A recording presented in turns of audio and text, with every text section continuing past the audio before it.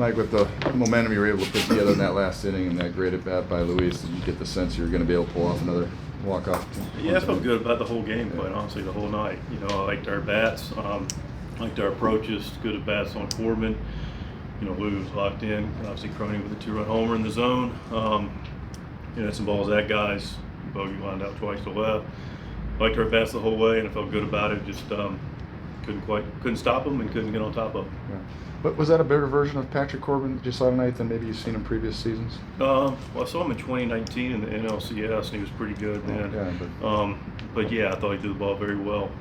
You know, he knows how to pitch. Been in the league a long time, so changeup was good. You know, kept us off balance. But again, I thought our bats were good overall. What did you think of Stephen Kolek's outing tonight?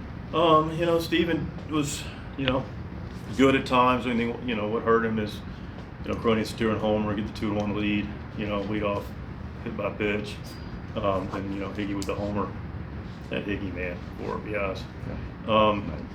But yeah, and then 2 outs, 2 quick outs, then the walk led to the other 2 runs. So outside of a few of those things, I thought he threw the ball pretty well.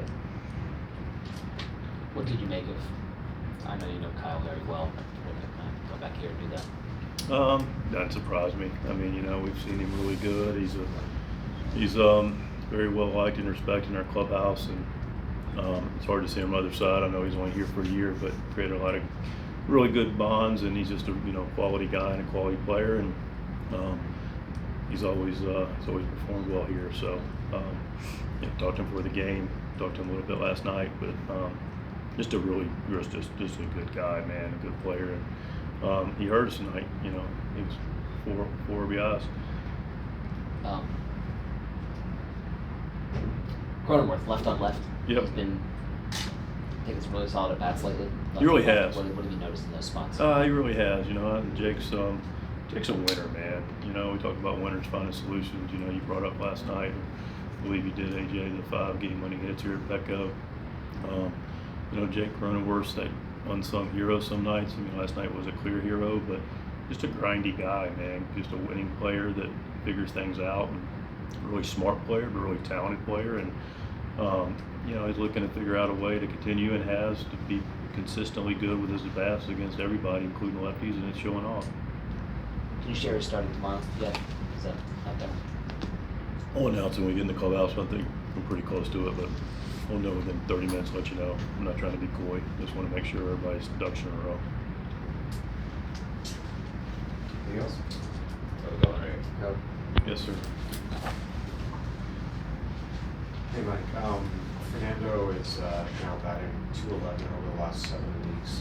Just from your vantage point, what were you seeing as within the root of his struggles? Yeah, I mean, listen, numbers can lie. And I don't want to, but the numbers are the numbers too, right? And they,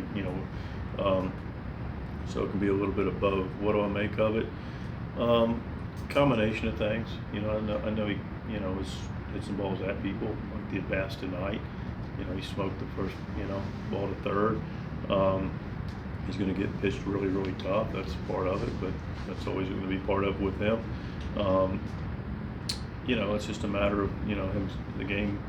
I don't want to make excuses for anybody, but I wish he'd, just not carry so much on himself, and feel like he's got to do so much. I wish that for all our guys when they struggle a little bit, but the bigger thing is sometimes you got to prove you're human, and the biggest thing is that I say to him, and I say publicly, is this is a really special player. He's done a lot of special things.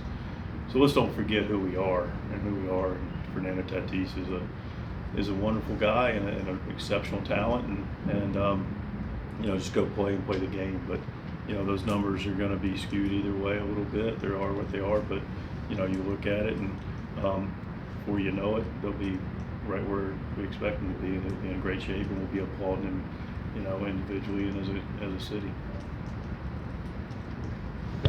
Thanks, Mike.